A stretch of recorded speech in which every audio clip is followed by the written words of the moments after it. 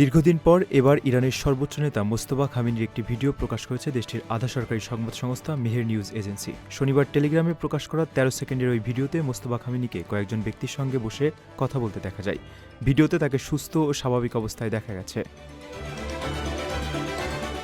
Ayatollah Ali খামেনির মৃত্যুর পর ইরানের নতুন সর্বোচ্চ নেতা হিসেবে দায়িত্ব নেওয়া আয়াতুল্লাহ মোস্তফা খামেনি দীর্ঘদিন ধরে জনসম্মুখে অনুপস্থিত ছিলেন। যুদ্ধাবস্থার মধ্যে আড়াল থেকে তিনি ইরানের নেতৃত্ব ও শাসন ব্যবস্থা পরিচালনা করে আসছিলেন বলে বিভিন্ন প্রতিবেদনে বলা হয়েছে। ভিডিওটি কখন এবং কোথায় ধারণ করা হয়েছে সে বিষয়ে মেহের নিউজ কোনো তথ্য দেয়নি। এমনকি মোস্তফাকে ঘিরে থাকা ব্যক্তিদের পরিচয়ও প্রকাশ করা হয়নি। গত ২৮ ফেব্রুয়ারি যুক্তরাষ্ট্র ও ইসরায়েলের যৌথ হামলায় ইরানের তৎকালীন সর্বোচ্চ নেতা আয়াতুল্লাহ আলী খামেনি নিহত হওয়ার পর মোস্তফা খামেনি দেশটির সর্বোচ্চ নেতার দায়িত্ব নেন। এরপর থেকে প্রকাশ্যে দেখা যায়নি তাকে। তার কোনো ভিডিও বা অডিও বার্তাও প্রকাশিত হয়নি। তার নির্দেশনা সামাজিক যোগাযোগ মাধ্যমে পোস্টের মাধ্যমে প্রকাশ করা হচ্ছে অথবা রাষ্ট্রীয় টেলিভিশনে পড়ে শোনানো হচ্ছে।